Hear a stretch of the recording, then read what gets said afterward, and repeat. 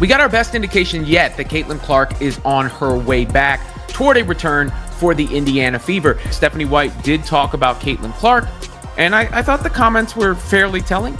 Here's what she had to say. Caitlin, able to go through your little walkthrough or whatever you normally do, and what do you want to see ultimately to get comfort, whatever? Caitlin Clark is back on the court, lacing up for practice once again, and the entire WNBA is on edge. After weeks sidelined by a stubborn groin injury, the Fever's franchise star has returned, and suddenly the league can't stop buzzing. The big question? Is this comeback too early, or exactly the spark Indiana needs to change their season? One thing's for sure, no one's truly prepared for what comes next. Fever fans are ecstatic, while rival players, many of whom have taken shots at Clark all season, are feeling the pressure. So what do you think? Should Clark push through now, or rest up and come back stronger next year? Drop your thoughts in the comments, let's get into it. Walked through yesterday. Today it was very short, prior to game time. But she went through it yesterday, and I want to see her in practice. Live in practice. Want to see her continue to work to not just build endurance, but to be able to handle contact 94 feet as it's going to be in game, and to be able to do that and sustain from an endurance standpoint. And that's going to take multiple practices to make sure that there's no regression. And as most of us know, when we get fatigued, we look different, and see how she plays through fatigue. The moment Caitlin Clark stepped back on the floor, the balance of the WNBA shifted.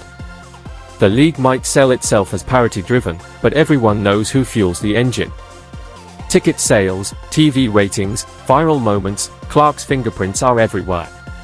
Even if she's not back to full strength, her presence alone changes the equation for both the Fever and the playoff race. And you can almost hear Angel Reese, AJA Wilson, and Commissioner Kathy Engelbert grinding their teeth.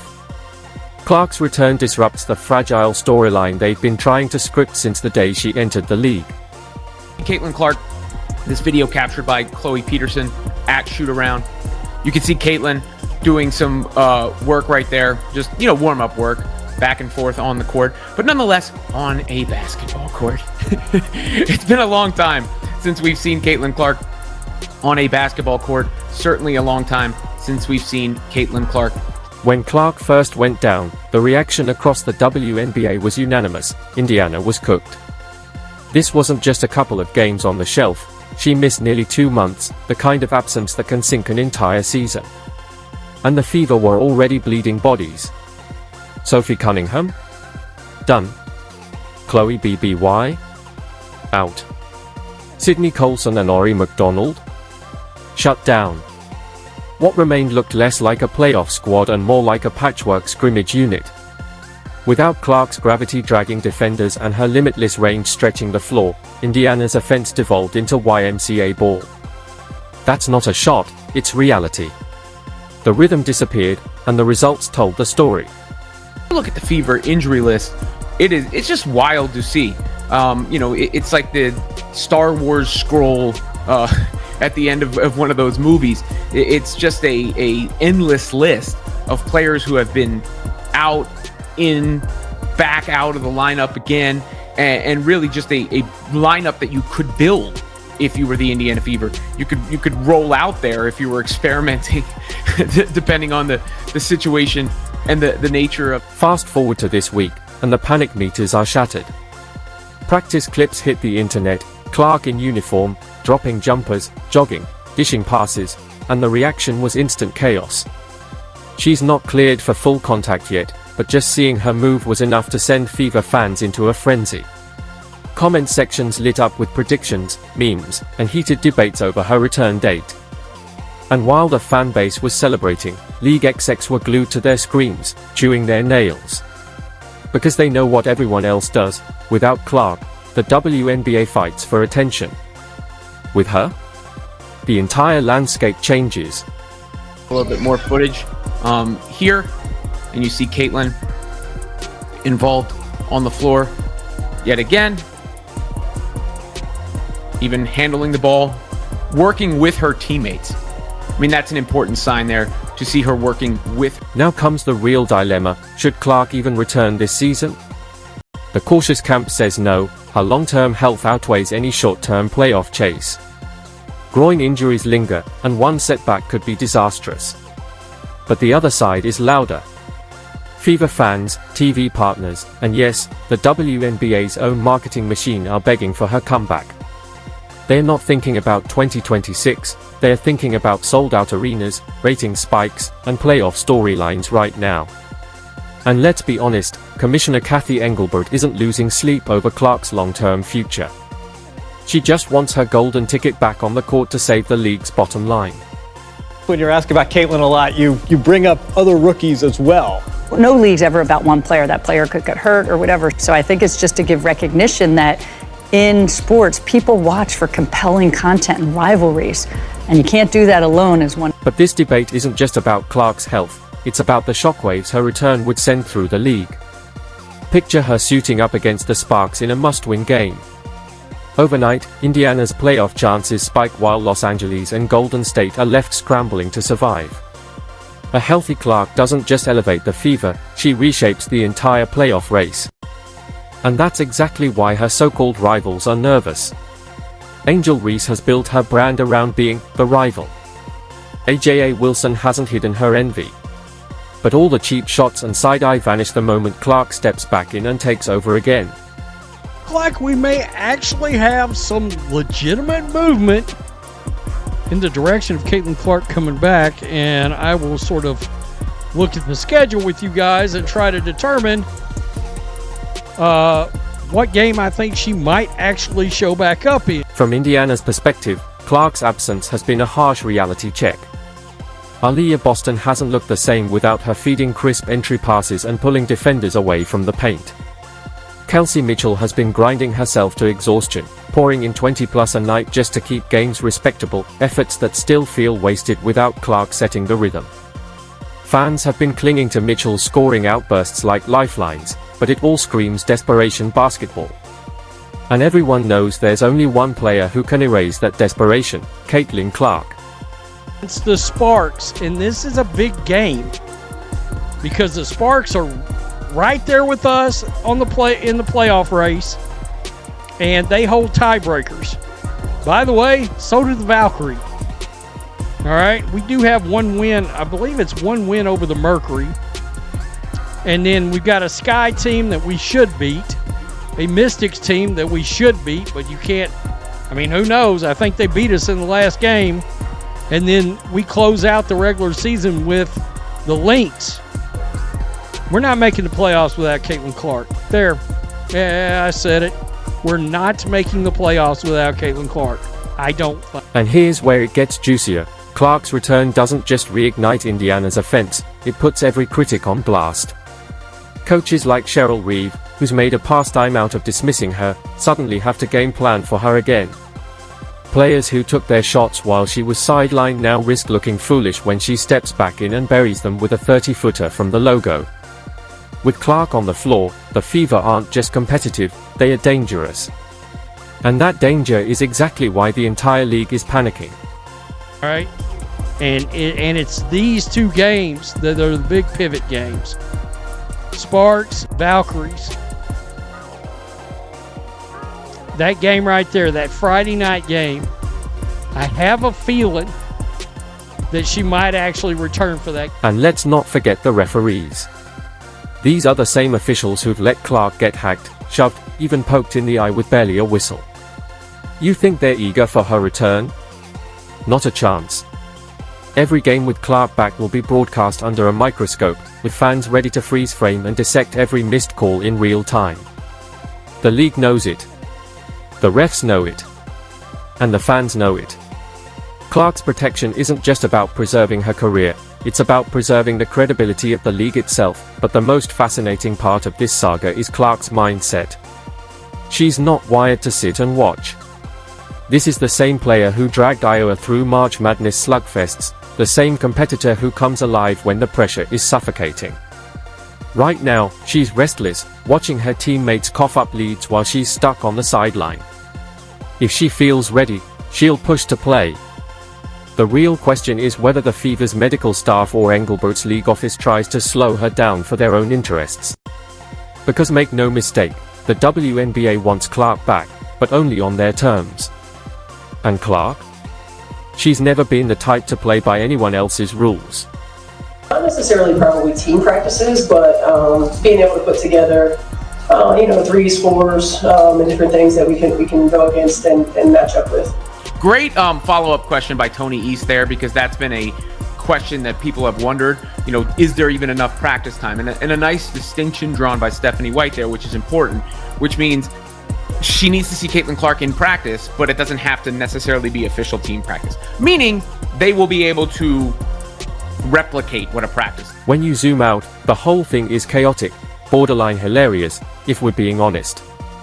Think about it, other WNBA stars miss weeks at a time, and the only people who even notice are diehards posting on a Reddit thread. But Caitlin Clark? The second she so much as picks up a basketball in warm-ups, the entire league shakes like an earthquake just hit. Calling it panic mode isn't exaggeration, it's reality. This league runs on her, and here's the kicker: if Clark comes back sharp, even at 80%, she could flip the playoff picture upside down overnight. If she doesn't, the Fever are basically toast, and the WNBA knows its spotlight fades fast without her on the floor. So let's start with Indiana. Right now, the Fever are hanging onto a playoff thread thinner than dental floss. They've been patching lineups together with hardship players, rookies, and honestly whoever they can sign to fill a jersey. It's gotten so bad that if Indiana announced open tryouts tomorrow, nobody would even blink. Without Clark orchestrating the offense, this team has been stuck in neutral, blowing leads and giving away third quarters like free Costco samples. That's not basketball. That's survival mode. I'm not going to sit there with Caitlin Clark healthy and ramping up and just leave her there when they're in the playoffs if she's ready to go. They're going to figure that out on the fly, is how you take those comments. You also take them to mean that Caitlin Clark is back participating with the team, which we got a hint of on Sunday. They've been behind closed doors since then. You start to look at the schedule. I mean, I think at any point, it's getting more and more realistic. The more the Fever win without her, the more time is bought. Like, the ideal date may be that Chicago game on September 5th, and since it's at home and there's space between. But you can't totally rule out the road trip either, which still has the 29th, the 31st, and the... Clark's return won't magically fix every issue, but it gives the Fever something they haven't had in weeks: a pulse. The dynamic shifts the second she steps on the floor. Defenses tilt toward her, spacing opens up, and suddenly Aaliyah Boston isn't battling 3 defenders on every touch. Kelsey Mitchell doesn't have to play superhero for 4 straight quarters. Even if Clark isn't flying at full speed, her gravitational pull alone makes Indiana dangerous again, and that's exactly why rival teams are nervous. The Sparks, the Valkyries, the Mystics, every squad clawing for those final playoff spots knows what's coming. They don't want Clark back. Not now. Why? Because she doesn't ease her way in. This is the same rookie who showed up on day 1 and casually drilled logo threes like she'd been doing it for a decade. Clark doesn't jog into games. She storms in full throttle. If she's cleared, someone's getting torched, and the bubble teams know it might be them. Clark is clearly ramping up, not being shut down. Now, there can always be a setback, but it seems like things are trending, certainly, in a positive direction. So, for all the doom and gloom, and of course I'm not sitting here telling you the Fever are winning the championship or anything, but it feels like their fight is being rewarded. That team is playing hard, they're playing well, people are coming in and playing well on the fly, and Caitlin Clark has... Meanwhile, the WNBA has found itself in a strange dilemma. For the past month, they've lived without the non-stop Caitlin Clark spotlight. No nightly highlight reels on SportsCenter. No viral clips dissecting whether refs were protecting her. No endless talk show debates. The league slipped into a dull stretch that only diehards were paying attention to, but now, with Clark inching toward a return, the spotlight comes crashing back. Every foul, every shove, every missed call will go viral in seconds. And that's not just inconvenient, it's exactly the kind of scrutiny Kathy Engelbert and the league office dread. You can't hide officiating incompetence when millions of eyes are glued to Clark's every possession. That's part of the panic, too. Now, zoom in on the playoff math. Without Clark, the Fever are on life support. The Sparks own key tiebreakers. The Valkyries are breathing down their necks. 1 or 2 more losses, and Indiana's season is finished. They can't afford splits anymore, they need a streak, period. That's why her return has been circled like a Super Bowl date. If Clark steps back against the Sparks, it's a do-or-die showdown. Lose, and Indiana may as well pack it up. Win, and suddenly the Fever are alive again, right back in the mix, and the entire league starts sweating, because here's the reality: the WNBA cannot afford its golden ticket watching the playoffs from her couch. A lot of you are like, why come back? Why come back? Well, look, if she's back and she can get in the flow and she does need to come back, I think with several games to go to get back and try to find her first rhythm for the year, really and truly, getting a good, then yeah, they become very dangerous with a big 3. And look, I'm using that term loosely because Aaliyah Boston has not been great lately. Big 2.5. Let's be brutally honest, Clark's return is about far more than Indiana. It's about the WNBA's survival in the national spotlight. The league has been riding her name all season: sold-out arenas, rating spikes, top-selling jerseys, and endless clips dominating social feeds. Doesn't matter if the shot drops or clangs off the rim, if it's Caitlin Clark, it's a highlight. The WNBA knows it. The fans know it. The sponsors know it. Without her, the playoffs look like business as usual: Liberty versus Lynx, the same recycled storylines. With her, suddenly casual fans tune in. That's why Engelbert and the league office will be doing cartwheels if Clark returns in time to push Indiana into the postseason, and don't underestimate the fan base. Fever fans have been through hell these past 2 months, watching double-digit leads vanish, watching their squad resemble a G-League lineup, and sitting through uninspired basketball without their star. They've been flooding comment sections, begging for her comeback, spamming memes about Clark carrying replacement-level teammates. The second those practice clips surfaced, it felt like Indiana won the lottery. Optimism surged like a tidal wave. Now the only question left is the one every fan is asking: when does she suit up again? Healthy, it's just getting her back to where she needs to be from a basketball standpoint. But all in all, even Chloe Bibby, Stephanie White said, would be hopefully back at practice by the end of the week. All things considered, it's got to be the best day in Feverland in a long time. The risk is obvious. What if Clark comes back too soon and looks rusty? Or worse, what if she tweaks that groin again? This isn't an ankle sprain you can tape up and play through. Groin injuries linger. They flare up when you least expect it. Push too hard, too fast, and she could be sidelined for another 2 months, or longer.